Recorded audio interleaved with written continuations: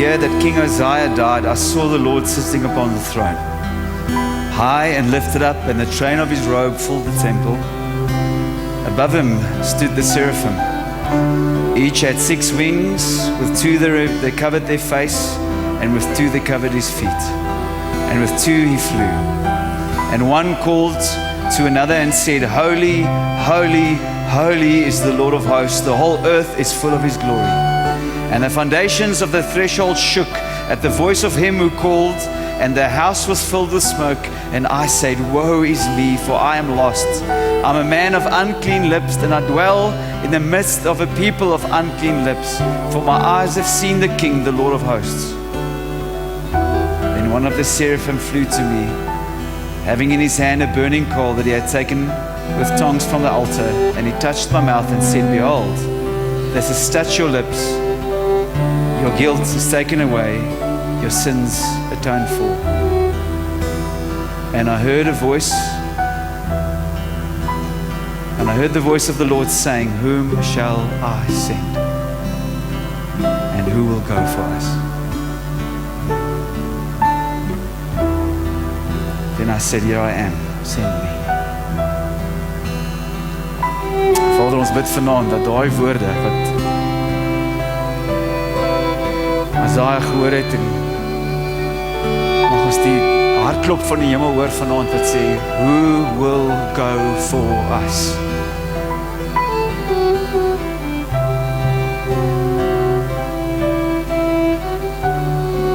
Ek vra Vader dat U 'n werk sal kom doen, dat ons sal kan sê, Here we are, send us.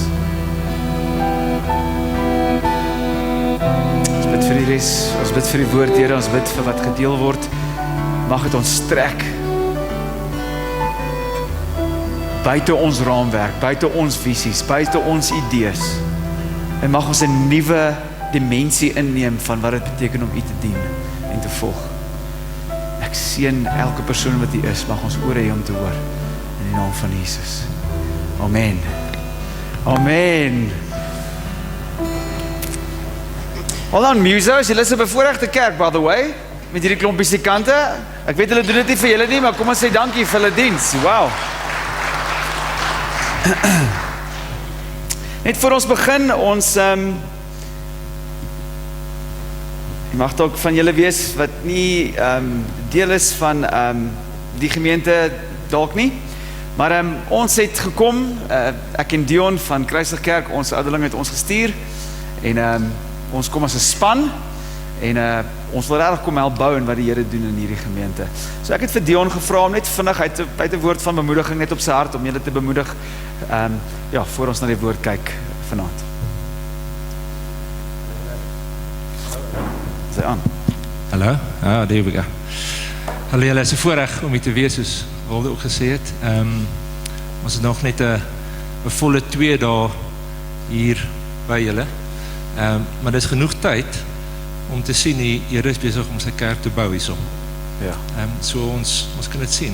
Ons het nog genoeg gisteroggend tyd gehad om, wel eintlik Saterdag aand al tyd gehad om te spandeer saam met ander, en gister saam met, ek dink ek en Waldo het 'n bietjie moeite gedoen om met verskillende mense te gesels, en ja, ek is operaal bekommerd, julle besef nie hoe bevoorreg julle is om in hierdie gemeente te wees nie. Want as ek met mense praat, dan stap ek weg elke nou en dan dink ek, joh, die persoon is die sout van die aarde. Of ek dink, joh, want die mense is lief vir die Here. En hulle het al 'n lang pad gestap saam met die Here.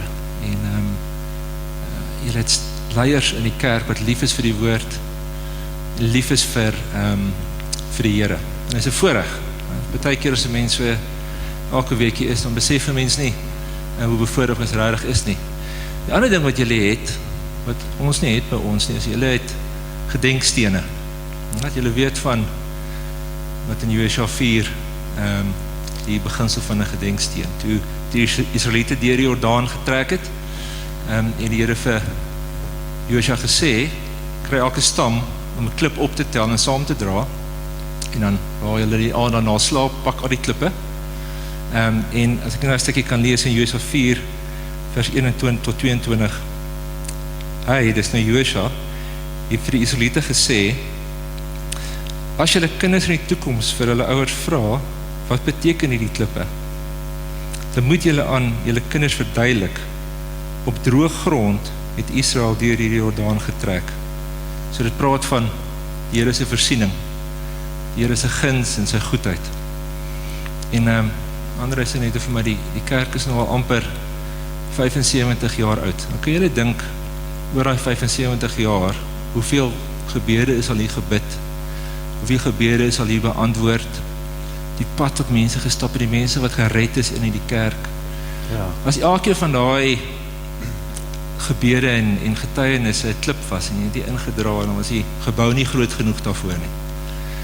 En so julle staan op hierdie fondasie en ja, ek dink net daar's 'n mens moet so gefokus wees om seker te maak mens stap in al hierdie beloftes wat die Here ons julle gegee het en ja, julle moet daar moet momentum wees, daar moet meer wees, veral as mens soos die Here seisoen van verandering gaan, dan is daar verwagting. En ons het gisteroggend gepraat van die belofte wat die Here vir ons gee oor sy liefde vir ons. Ons gisterand gepraat oor die belofte van die krag van die Heilige Gees. En as al baie ander dinge oor die gemeente ook uitgespreek. So, ek dink regtig, mens moet die Here vertrou dat jy kan hardloop en nie moeg raak nie. Want in die einde van die stukkie in Josua staan daar waarom die Here die gedenkstene gegee het. En het sê, sodat al die volke van die aarde mag weet dat die hand van die Here sterk is. En sodat julle altyd vir die Here, julle God, ontzag kan hê. So dis tweevoudig, nou dis hierdie buitentoe, sodat Ermelo in die distrik, in die provinsie, in die land, in die wêreld kan weet die Here is sterk, as gevolg van die gedenkstene wat hy is. Ja, mooi. En dan tweedens, intern, dat die gedenkstene julle na die Here toe trek en versterk en julle kan staan op al die dinge wat die Here gedoen het. Ek seker van 75 jaar is van nou goed al vergete, maar julle weet die goed het gebeur, en dis hoekom ons vanaand hier is. So, dit is die encouragement. Here het al so baie gedoen. Kruislig in die Parel is dit nou 8 jaar aan die gang, julle is al amper 8 dekades aan die gang. So, ek kyk na die pad en dan dink ek net, kyk wat die Here gedoen het. Kom ons vertrou die Here dat dit gaan multiply. Yes, come on. Amen. Yes, come on. Dankie Dion. You ain't seen nothing yet. The best is yet to come. Wonderlik julle, dankie Dion. Dit is regtig so. Ek dink dit is 'n ongelooflike toekoms vir die Here vir hierdie gemeente het en 'n erfenis. En ek hoop ons kan so 'n bietjie na dit kyk vandag. Wat is hierdie nuwe? Wat is op julle horison? Nou, ek wil teruggaan na die tema wat ek bekend gestel het van nuwe wyn. Maar 'n nuwe wyn kort 'n nuwe wynsak. So kom ons gaan na daai gelykenis toe van Jesus. Kom ons verfris dit ons geheue en dan vat ons hom van daar af. So, die gelykenis wat Jesus vertel is in Lukas 5 actually, dis in al die synoptic gospels, dis net nie in die boek van Johannes nie. En ons het gekyk na die wyn en die wyn van wat ons gister bespreek het is die genade en liefde van God om sondaars te red. Maar die hoogtepunt van daai wyn is die invulling van die Gees. Die hoogste belofte om vir God te ken, hierdie kant van die ewigheid, is die invulling van die Heilige Gees. Maar dis nie verniet nie. Daar's 'n rede agter dit alles. So kom ons kyk gou na hierdie stuk. Het sê in mense bevraagteken Jesus, net gou die konteks verduidelik. Jesus het sopas 'n tollenaar geroep om hom te volg vir Levi. Maar sorry, oom Rian het vir my gesê, ek het nooit gesê Levi is Matteus nie. Okay? Dis net twee name. Okay, is dieselfde ou. Okay. Hy roep vir Levi, hy sê volg my, die geharde sondaar met die Land Cruiser. Hy sê, and they said to him, the disciples of John fast often. Toe Levi respond, hy los sy sonde en hy gooi 'n partytjie. En Jesus en die disippels is daar en die wettiese wimpies like it niks. Hoekom volg julle nie die reëls nie? Hoekom hang jy met hierdie mense uit? En daar's 'n gestoei en 'n grumbling en altyd as jy iets doen is van dit teenwoordig. En hier is die tweede vraag wat hulle vra. En hulle vra hom, and they said to him, the disciples of John fast often and offer prayers, and so do the disciples of the Pharisees, but yours eat and drink. And Jesus said to them, can you make wedding guests fast while the bridegroom is with them? The days will come when the bridegroom is taken away from them, and they will fast in those days. He also told them a parable. No one tears a piece from a new garment and puts it on an old garment. If he does, he will tear the new, and the piece from the new will not match the old. En hier is ons vers. And no one puts new wine into old wineskins. If he does, the new wine will burst the skins, and it will be spilled, and the skins will be destroyed. But new wine must be put into new wineskins. Ek dink, kom ons bid, kom ons vertrou die Here dat hy vanaand met ons sal praat. Dankie Vader.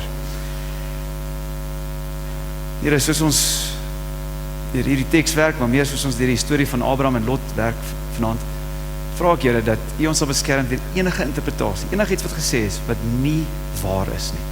Here, maar dit wat waar is, dit wat die Heilige Gees bedoel vanaand, mag dit soos vuur in ons harte wees. En mag ons soos daai nuwe wynsakke gewillig wees om te rek. In die naam van Jesus. Amen.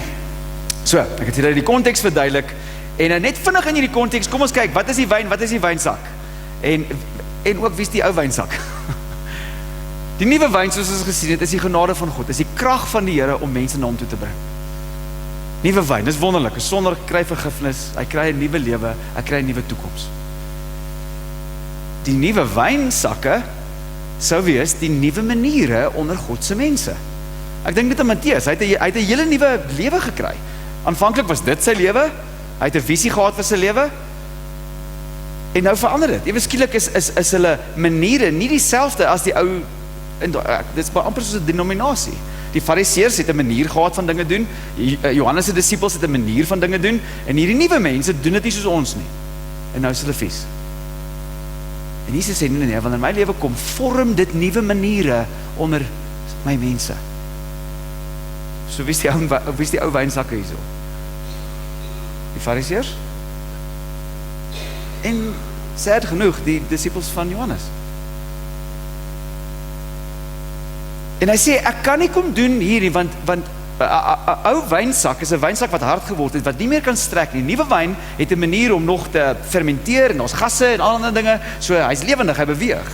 Maar 'n ou wynsak kan nie meer beweeg nie. Hy het klaar gestrek. Sien julle waarby ek uitkom?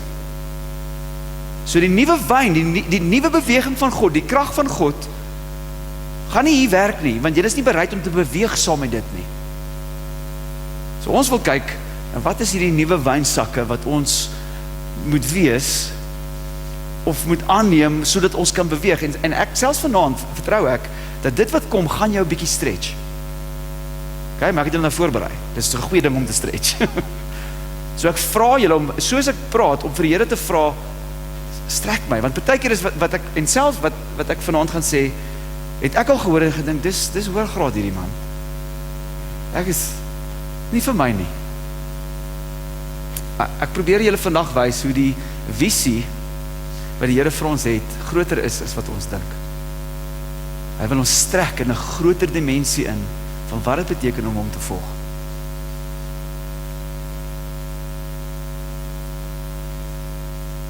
Nou dink net gou aan Matteus, hoe sy wynsak verander het, as ek nou daai term kan gebruik, maar sy persoonlike visie het verander.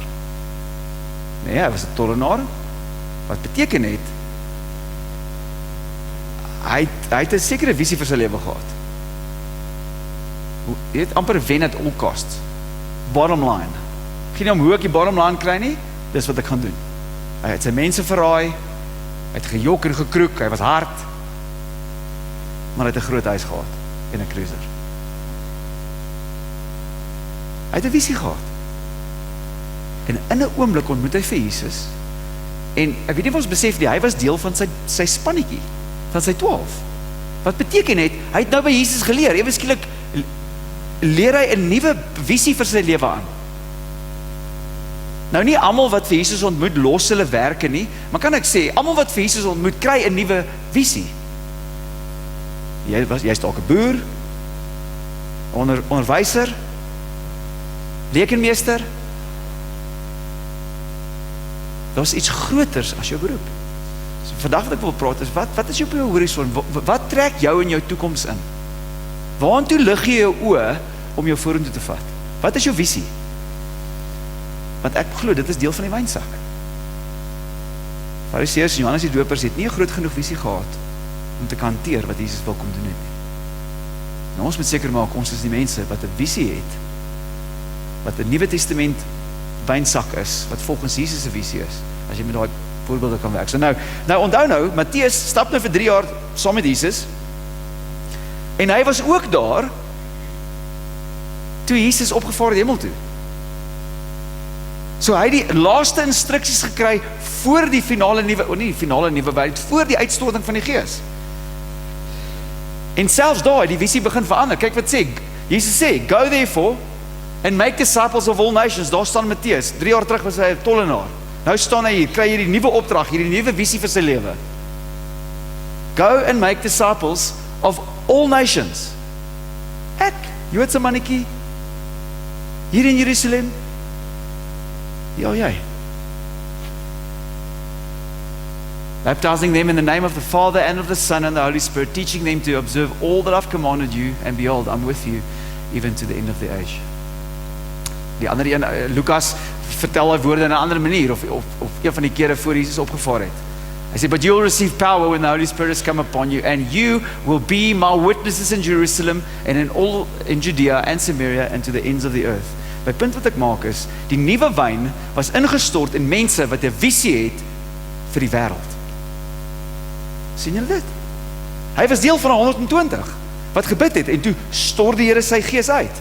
Menende, daar was klaar 'n ability om 'n visie aan te neem wat groter is as net jou lewe. Dis hoekom die Heilige Gees gekom het, om die kerk aan die brand te steek, sodat die veldbrand kan versprei.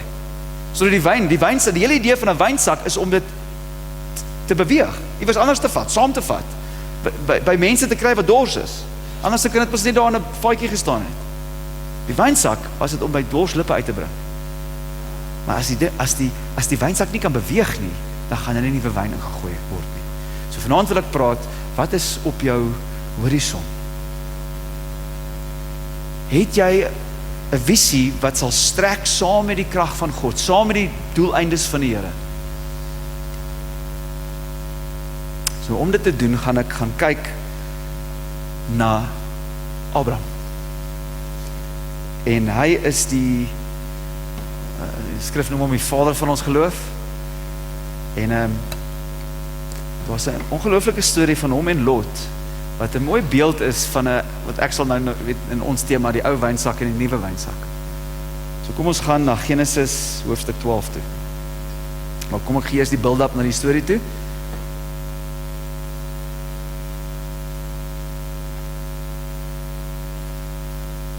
Genesis hoofstuk 12 is 'n kritiese deel in die boek van Genesis, en ons sien in Genesis 1, God skep, alles is goed, mense is in God se teenwoordigheid, as ons in die tuin, mense rebelleer en sê, I'll do it my way,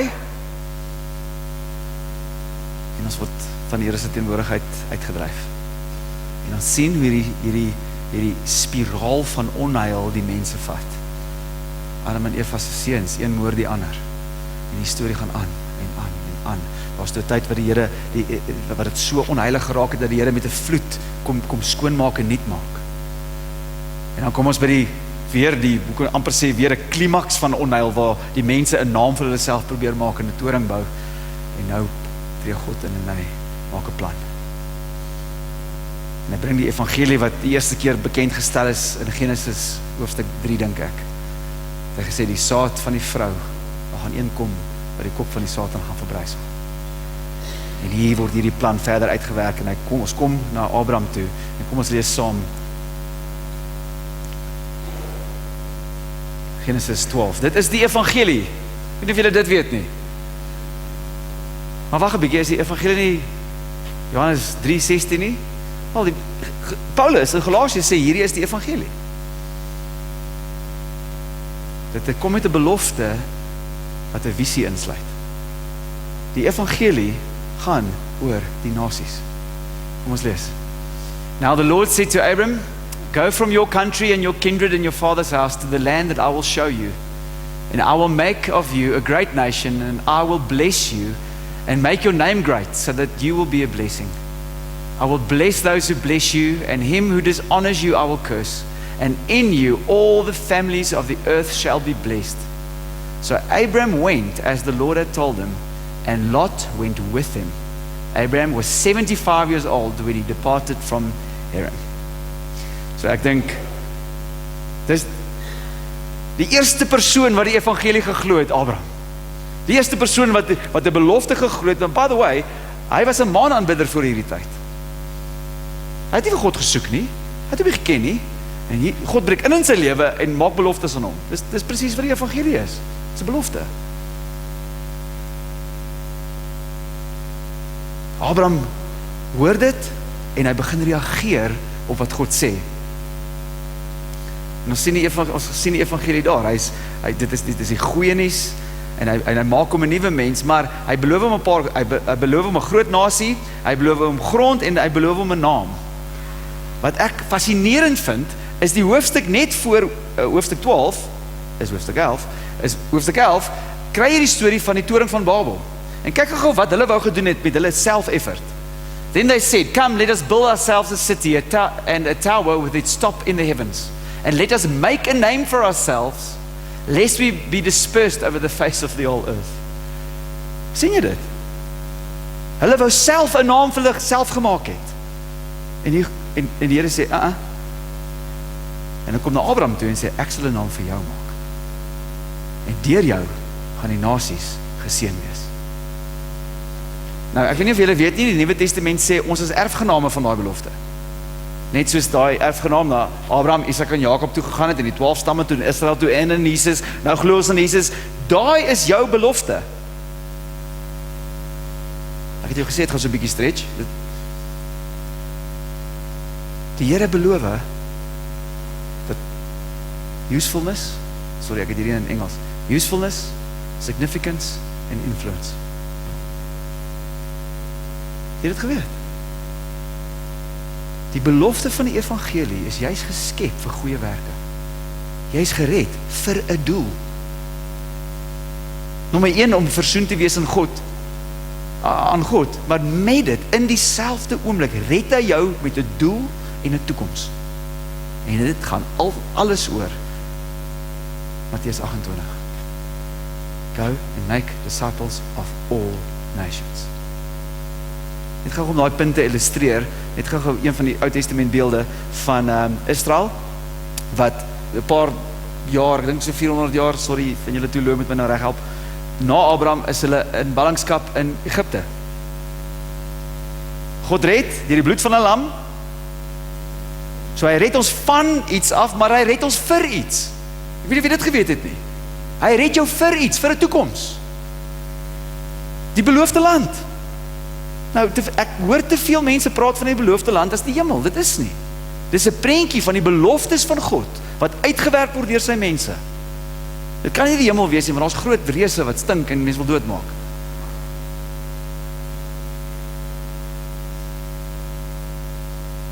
So vanaand wil ek vir jou sê, die Here red jou vir 'n rede. Anderste, wanneer as jy gedoop het, moes jy daar gehou het. Dat jy one way, beam me up Scotty, dat jy dadelik by die Here sou gewees het, maar jy het opgestaan, jy het uit die water uitgekom, en so wat nou? Nou is daar 'n visie, groter as jou beroep. Groter, kan ek self sê, groter as jou deel op aarde. Net soos Abraham se visie, baie verder gegaan het as net sy lewe. Who will go for us? Here I am, send me.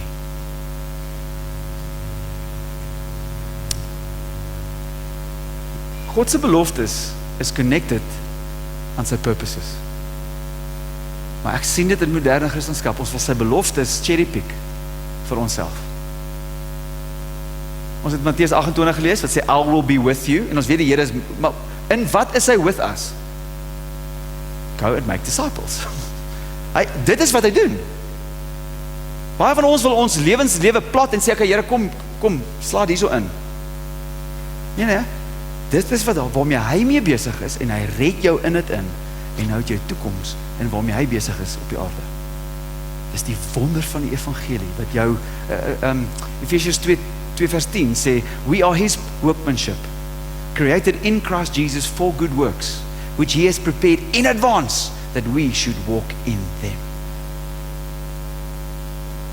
This is nie amazing nie.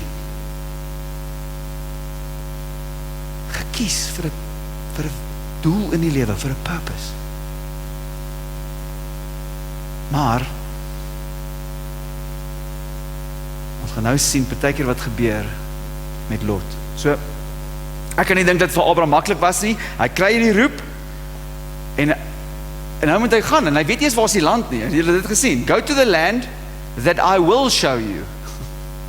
Dis nie van okay, hier is die GPS. Let's go. Nee, kom aan die gang. Ek gaan jou wys. Maar wat amazing is, hoe vinnig ons van Lot lees. Ek het nie besef hoe vinnig sien jy vir Lot in die prentjie nie. Nou, ek is oortuig, Lot het ook die beloftes geglo. Want hoekom sal hy saamgegaan het? In die Nuwe Testament noem Petrus vir Lot righteous. So hy is nie 'n prentjie van 'n ongelowige nie. Hy is 'n prentjie van iemand wat die beloftes begin glo het en dit begin stap het. En hulle stap saam en hulle is daar uit. Nou Abraham is 75 en Lot moes gesê, "Jo, oom Abraham, God het gepraat, ek glo. Let's go." En soos enige stap van geloof, soos jy die Here begin volg, is daar heeltyd hierdie krisisse wat jou geloof beproef. En ons sien die eerste bietjie van 'n wankel in Abraham en Lot, en jy kan dit gaan lees, ek gaan jou net die storie vertel. In hoofstuk 12 sê hulle begin stap, en hulle kom in 'n land in, en hulle begin bou 'n altaar, en nou is dit droog. Nou is daar nie kos nie. Maar hy is in die land wat die Here vir hom gewys het. Nou wat doen hy? Hy gaan Egipte toe. Van die hele spannetjie Egipte toe, maar hy het 'n mooi vrou. So hy sê, hoe gaan ons hierdie doen, want hy weet die konings van daai tyd, hulle vat vrouens vir hulle self, en as ek jou man is, dan gaan ek in die slag lei. So hulle maak 'n storieetjie op, en gelukkig is God genadig, en die vader kom toe agter, shucks, dit is jou vrou, en hulle is daar uit, met nog goed. En wat amazing is, die storie loop, en hulle gaan toe terug na die altaar toe. Die punt wat ek wil maak is, baie keer in ons lewens sit ons die detours en dan God het 'n manier om ons daar te help of te dissiplineer, en dan wat jy moet doen is jy gaan terug na die laaste plek wat God gepraat het. Laaste plek waar jy God aanbid het. Iemand het dit gesê, the victorious Christian life is a series of new beginnings. Waar reset hulle en hulle is terug by die plek waar God hulle wil hê. In elk geval, dis die eerste toets en hier kom 'n tweede toets. Weer hulpbronne. Hierdie keer is dit nie droog nie. Hierdie keer is hulle kudde so groot dat die herders begin beklei. Lot se herders en Abraham se herders begin 'n bietjie sê, "Ei, dis my graspol daai. Vat jou skape soontoe."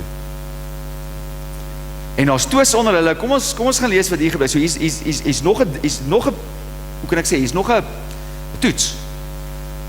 Of hy gaan aanhou in die beloftes van God, of hy gaan aanhou in wat God gesê het. Kom ons gaan lees. Then Abraham said to Lot, dis nou Abraham maak hierdie besluit. Hy sê, "Let there be no strife between you and me, and between your herdsmen and my herdsmen, for we are kingsmen. Is not the whole land before you? Separate yourself from me.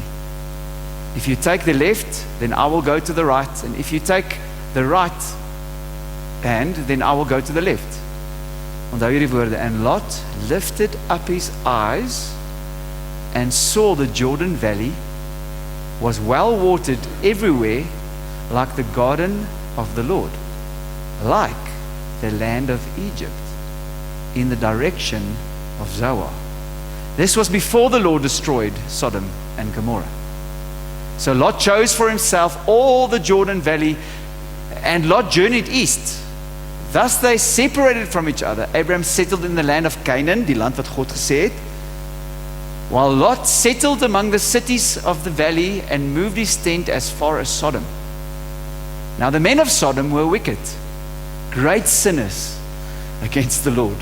So daar's druk op die hulpbronne, en Abraham het sy eerste les van geloof geleer in die eerste ene. Hy's daar uit, hy's gedissiplineerd, jy weet, hy het besef, Hy is terug in die land, en toe daar weer 'n toets kom, toe sê, maar weet jy wat, die Here het my toekoms. Die Here het my toekoms. En hy sê, jy kies. Hy is die ouer man gewees, senior in hierdie verhouding. Dis ongehoord dat hy vir Lot die keuse gee. En Lot maak 'n keuse. En hulle paai skei, alles omdat hulle in verskillende plekke gekyk het. Your outlook will determine your outcome. En ons gaan 'n bietjie leer wat het Lot daar gesien en wat is nogal sad in sy storie.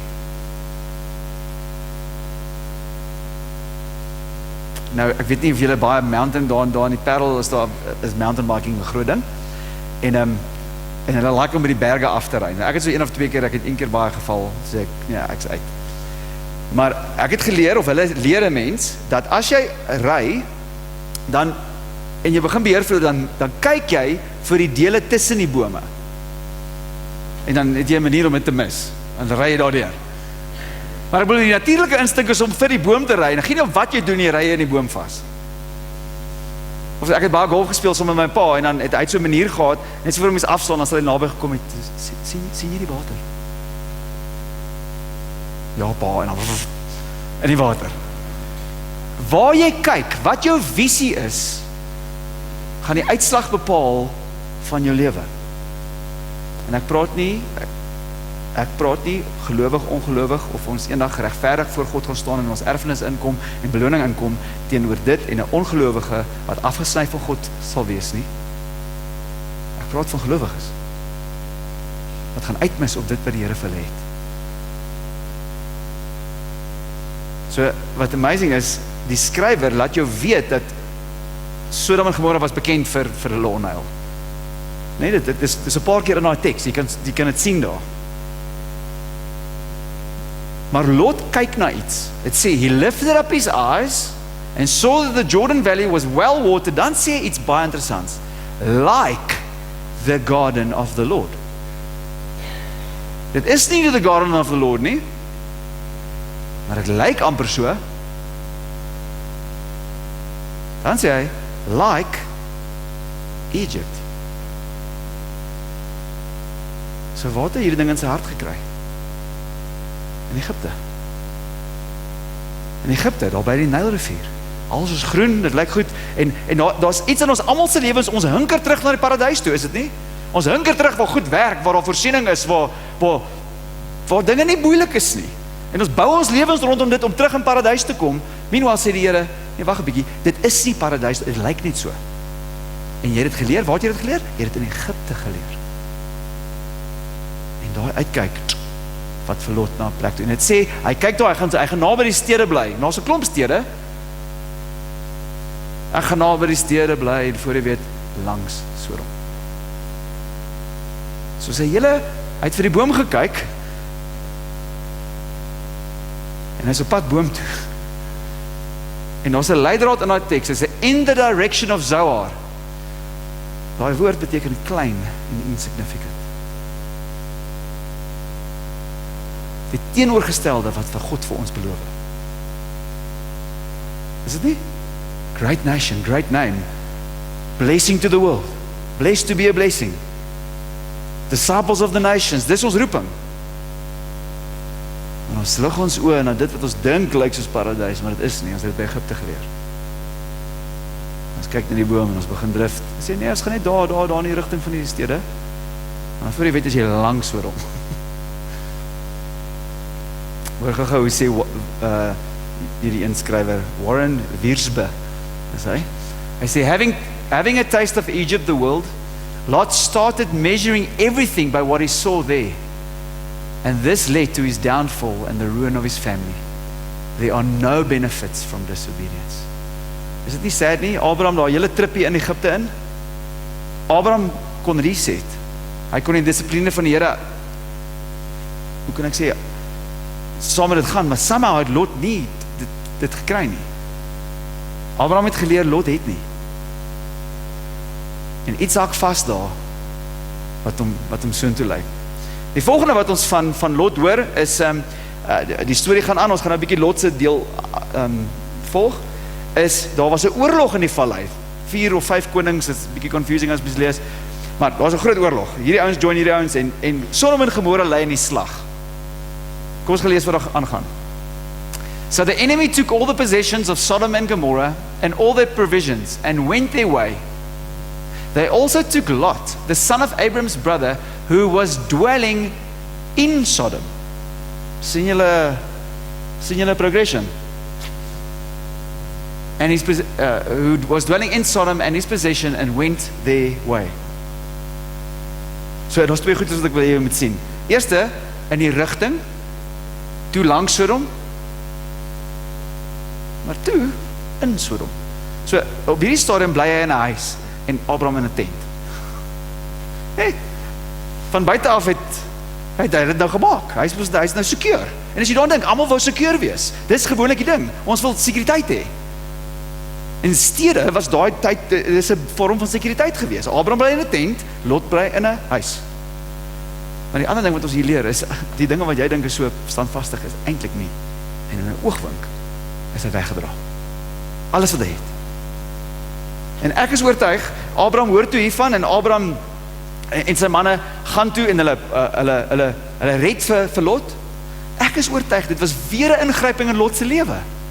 Vir hom te sê, kom terug, kom weg van hierdie drift af van God se beloftes af. Kan jy nie, hy kon, maar hy het nie respond nie. Die Here het weer ingetree, hy het weer iets gedoen in Lot se lewe, en voor die weet is hy weer terug. Storie gaan aan, Abraham het, engele daag by Abraham op en sê, luister, jy gaan 'n seun hê, moenie worry nie, en in daai een gesprek, kyk die engele so oor die vallei, en hulle sê, actually, die onheil van Sodom het so groot geword, die God gaan nou optree. Hy gaan optree, en Abraham bid, en hy sê, luister, en die storie gaan aan, sal jy nie die stad spaar vir soveel mense nie. In elk geval, ons stel nou weer die storie op in Genesis 19. The 2 angels came to Sodom in the evening, and Lot was sitting in the gate of Sodom. When Lot saw them, he rose to meet them and bowed himself with his face to the earth. Eers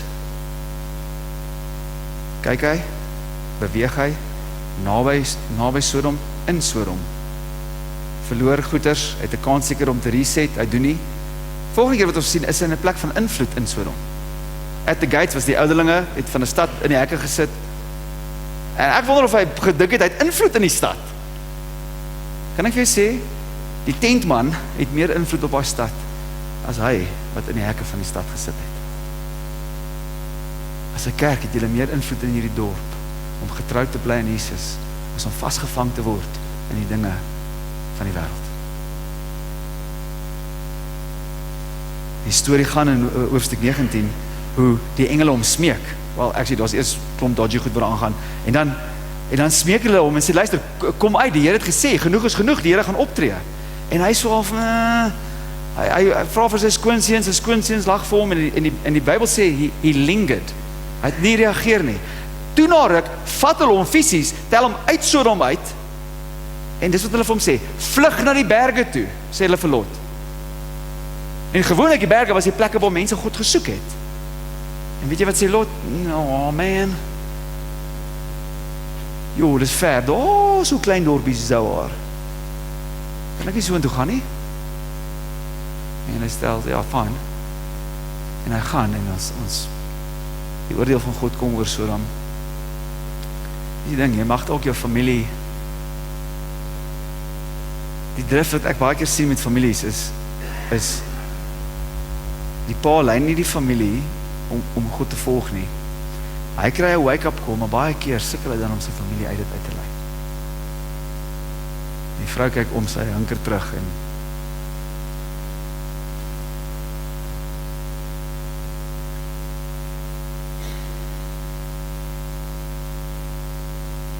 belofte wat begin het van 'n groot visie eindig in insignificance.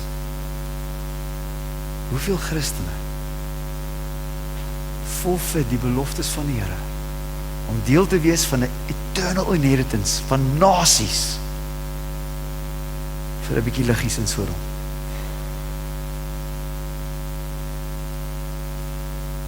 Want ons soek sekuriteit.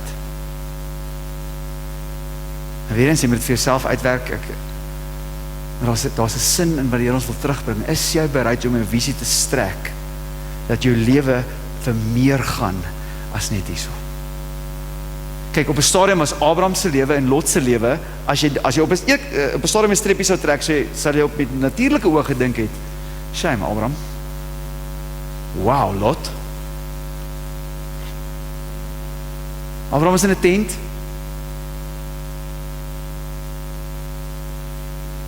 hy het al een seun gehad, daar was 'n bietjie, Ishmael was 'n bietjie van 'n, moes nie helemaal gewees het nie, en toe kom Isak, en Abraham sterf, met 'n klein graf, in die belofte van God, van grond, nasies, weet jy wat het hy aan die einde van sy lewe? So 'n stukkie grond, waar hy sy vrou begrawe het, en 'n seun. Maar weet jy wat Abraham nou het? Die nasies. Die beloftes van God gaan wyer en groter as jou lewe op aarde. En vandag voel ek of Jesus vir ons sê, is jy bereid om jouself te strek vir die nuwe wyn, om 'n visie aan te vat, wat groter is as net hierdie lewe? Kan hy hierdie gemeente vertrou met die nasies?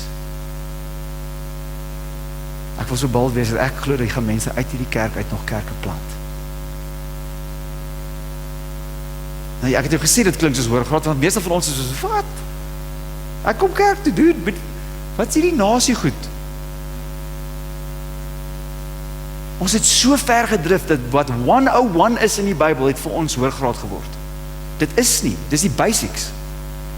Die oomblik wanneer God jou gered het, het hy jou in sy planne ingeskryf. En ons moet 'n beter vraag begin vra. Ons vra, God, wat is die doel vir my lewe? Dis nie die regte vraag nie. Wat is die plan vir my lewe? Dis nie die regte vraag nie. Wat is u plan? En dan vind jy jou weg in dit. Weet jy wat is sy plan? Elke nasie, elke taal, elke volk. Ek gaan nou vir ons deur die Hebreërs lees, maar daar is so 'n laaste slide wat ek net gou vir julle wil wys. Ons doen dit as ons, ek weet nie hoeveel mense vang dit nie, maar ek try. As mense ons kerk join, en weer eens, ek praat 'n ding, dit is soos Noag, want Noag bou 'n ark. Imagine, dit het nog nooit gereën nie. Imagine wat die mense vir hom moes gesê het, wat doen jy? Bou 'n boot.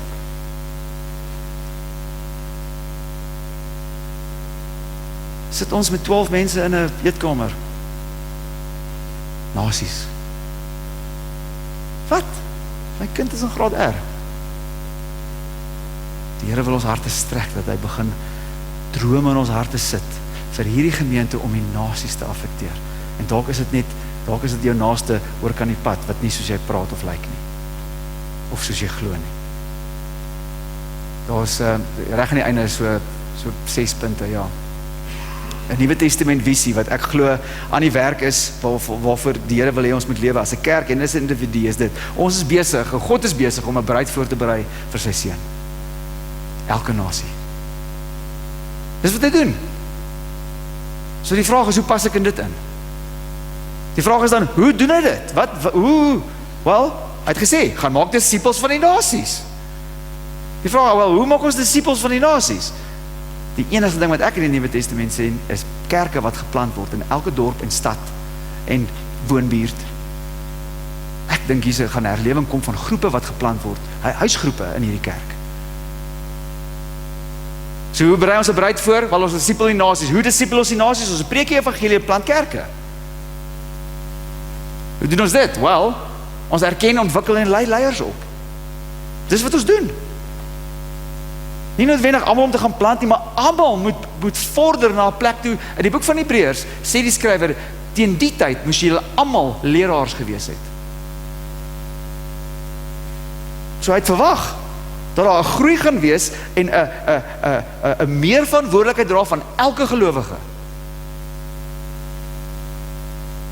Hoe erken en ontwikkel en lei ons leiers op? Wel, ons rus die gelowiges toe. Elke gelowige het 'n deel om te doen in hierdie visie. En die ou wynsak mentaliteit, is dit net die ou hiervoor wat geroep is vir bediening. En die nuwe bedeling is ons almal priesters. Die nuwe wynsak is almal priesters. Menende jy bedien die Here en jy bedien mense. Jy verteenwoordig mense voor God en God voor mense. Maar hoe gaan ons gelowiges toerus as ons nie mense gered sien nie? Soek, seek and save the lost. Kom ons lees 2 stukke en die musiekspan kan dalk kom asseblief. Nou gaan ek nou by my spannetjie wat ek geprep het hoor.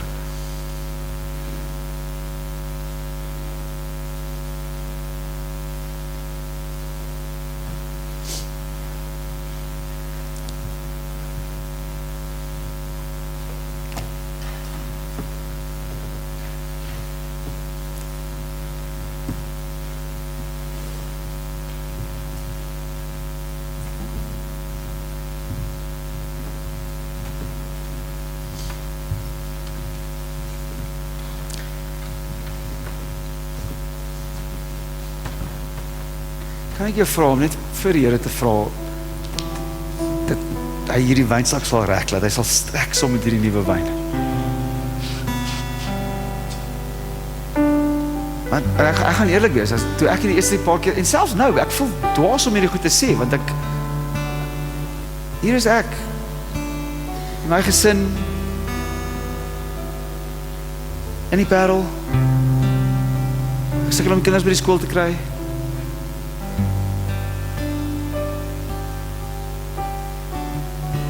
besig, maar ek is nie bereid om hierdie visie te laat gaan nie. En die amazing ding is, die Here plaas ons in gemeentes, waar daai vuur aanwakker, en hy plaas ons in groter verhouding, sodat ons die groot prentjie voor ons kan hê. Jy is deel van iets groters, as net jou as jou lewe hier. Kom ek lees vir ons, wat Hebreërs van Abraham sê. By faith, Abraham obeyed when he was called to go out to a place that he was to receive as an inheritance. And he went out not knowing where he was going. By faith, he went to live in the land of promise, as in a foreign land, living in tents with Isaac and Jacob, heirs with him of the same promise. For he was looking forward to a city that has foundations, whose designer and builder is God. Lot het nie vir dit gekyk nie. By faith, Sarah herself received power to conceive, even when she was past the age, since she considered him faithful who had promised. Therefore, from one man, and him as good as dead, were born descendants as many as the stars of heaven, as many as the innumerable grains of sand by the seashore. En jy mag my vra, wat het dit doen met my en jou? Alles. Jy is 'n erfgenaam van Abraham. Kan jy glo dat jou lewe die resultaat sal wees soos die sterre? Jy mag nog een persoon na Jesus toe lei. Jy mag nog een keer geld gee vir iemand wat gaan in 'n kerk plant, of bid vir 'n nuwe kerk plant, of mense kry om kerk toe te kom. Jy weet nie wat die knock-on is verby jou lewe nie. Mag hy ons inspireer vandag om 'n visie groter te hê as net ons lewe. Abraham het nie dit gesien nie. Wel, hy sien dit, maar nie in sy hoeveel jaar hy gelewe het nie, op aarde nie. Kan jy vanaand glo dat die Here jou wil gebruik vir dit? Dat hy hierdie kerk wil gebruik vir dit? Dis die visie, dis die toekoms. En ons besluite wat ons maak is in daai rigting. Lot het op iets anders gekyk en het ander besluite gemaak. Therefore, since we are surrounded by, it's actually 1 tot 5, surrounded by such a great cloud of witnesses, let us also lay aside every weight and sin which so clings so closely, and let us run with endurance the race that is set before us, looking to Jesus, the founder and perfecter of our faith, who for the joy that was set before him endured the cross, despising the shame, and is seated at the right hand of the throne of God. Consider him who endured from sinners such hostility against himself, so that you may not grow weary or faint-hearted. In your struggle against sin, you have not yet resisted to the point of shedding your blood. And if you have forgotten the exhortation that addresses you as sons. Jesus is die saad van Abraham, het gekom. Hy het met 'n visie gekom en hy gee daai visie vir ons. Alle nasies. Ek deur julle om te glo dat van Ermelo af die wêreld kan verander. Dalk nie in die volgende 6 maande nie. God se tyd is nie ons tyd nie, maar ek deur jou om met daai visie te begin loop. Maak jou besluite in lyn met die ding. En dan wil ek afsluit met die, net toe ons voorbereid het, ek gesing het ek hierdie gisterand het ons gepraat oor die uitstorting van die Gees. In die eerste uitstorting lees ons in Handelinge 2. Daar's 'n tweede keer wat dit sê die disippels was gevul met die Gees. En ek dink dis wat ons moet doen vanaand. Ons moet vra vir boldness om in hierdie te lewe. Peter en John gaan na gebed toe. Daar's 'n genesing wat plaasvind. Mense is amazed en hulle preek in die tempelkoorts. Die autoriteite nooi hulle in en hulle threaten hulle. Sê julle doen nie hierdie ding nie. Julle praat nie in die naam van Jesus nie. Kan ek vir julle sê, daar is oppositie teen hierdie visie. Wat dink jy? Die duiwel gee nie om as jy Zoar toe gaan nie. Maar hy gee om as jy stap in die beloftes van die Here. Now the full number, en hulle gaan toe terug na hulle disippels toe, of na hulle vriende toe. Now the full number of those who believed were of one heart and soul. When they released, they went to their friends and reported what the chief priests and the elders had said to them. And when they heard it, they lifted their voices together to God and said, Sovereign Lord, who made the heavens and the earth and the sea and everything in them, who brought through the mouth of our father David, your servant sent by the Holy Spirit, why did the Gentiles rage and the peoples plot in vain? The kings of the earth set themselves and the rulers were gathered together against the Lord, against his anointed. Now, for truly in this city, they were gathered together against your holy servant Jesus, whom you anointed, both Herod and Pontius Pilate, along with the Gentiles and the peoples of the Israel, to do whatever your hand and your plan predestined to take place. Hier's wat ek wou hê ons moet bid. And now, Lord, look upon their threats and grant to your servants to continue to speak your word with boldness, while you stretch out your hand to heal and signs and wonders are performed through the name of your holy servant Jesus. And when they had prayed, the place in which they gathered together was shaken, and they were all filled with the Holy Spirit and continued to speak the word of God with boldness. Hoekom sal die Here nuwe wyn uitstort as ons nie bereid om 'n visie aan te vaar van die nasies nie? Sal jy asseblief saam met my staan?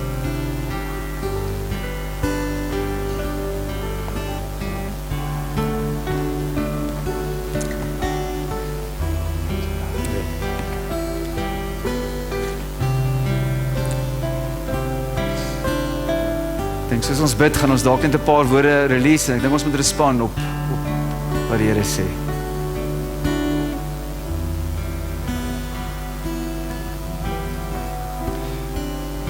Ek dink die Here gee my die autoriteit vanaand om hierdie vir julle te release. Dis nou amper 30 jaar terug wat die Here met my gepraat het en my geroep het om in 'n bediening in te gaan. En dit voel vir my of die Here moet ons, die woord wat hy vir my nou gee is amper op 3 vlakke. Die eerste een is, ek dink hier's mense hier wat net voel al vir 'n lang tyd, ek moet betrokke raak. Nie noodwendig in die gemeente nie, miskien in die gemeenskap. Maar ergens, jy voel net altyd, ek kan van my tyd gee, ek kan gee van wat ek het, en ek huiwer net die hele tyd, En miskien sê die Here vir jou vanaand, dis nou tyd. En dan voel dit vir my, daar's mense hier wat op 'n ander vlak besluite moet neem. En dit gaan dalk oor jou besigheid of oor jou werk en jy moet 'n skuif maak of jy oorweeg om 'n skuif te maak of daar's 'n geleentheid om 'n skuif te maak. En miskien is dit in Ermelo, miskien is dit na 'n ander dorp toe, miskien is dit na 'n ander stad toe. Ek weet nie. Maar die Here sê vir jou, jy moet daai besluit neem nie net op grond van jou kwalifikasies en wat jy kan doen en wat jy aangebied word op 'n ander plek nie, maar ook oorweeg ook, is dit die Here wat jou roep. Is dit hy wat jou wil skuif? Het hy 'n plan met jou op 'n ander plek? En dan, julle, ek weet nie hoe die Here my gaan lei oor die volgende 3 jaar nie. Oor 3 jaar is ek op aftree ouderdom. Ek vertrou die Here om uit hierdie gemeente uit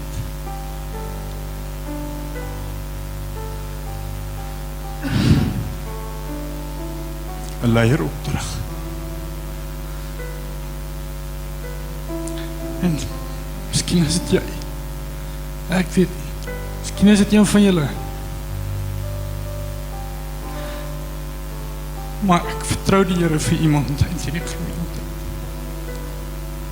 En as ek mag vra, dit jy hoef nie te kom sê wat jou omstandighede is nie, en miskien is dit die Here met jou gepraat op een van hierdie vlakke, maar kom net vorentoe, dan bid ons saam met jou. Ja.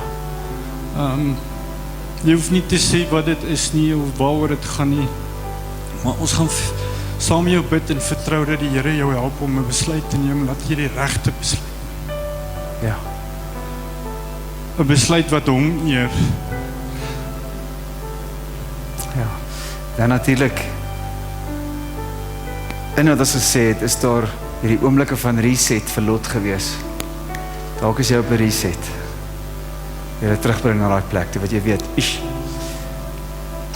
kan ek julle vra om te reageer vanaand? Kom ons sluit ons oë, ek gaan bid en dan gaan ek julle roep. Sê, kom ons reageer op die woord van die Here, dat ons saam bid. Vader, vanaand wil ons die woord hoor.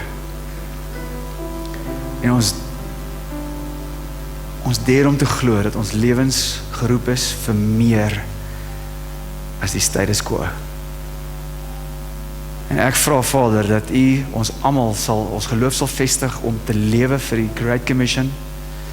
Here, en as daar hierdie neigings wat in my ook lewe, Here, om gedurig besluite te maak, nie in lyn met die visie nie, maar in lyn met wat ek sien op 'n aardse vlak. Here, dat U ons nou sal terugbring na daai plek toe. En soos die Here met jou werk, en ek vra net om te reageer en vorentoe te kom. Jy sal leiers wees wat net saam met jou bid. Ek gaan vir die musiekspan vra net om 'n lied sag te sing, en dan in daai tyd kan ek jou vra om te reageer.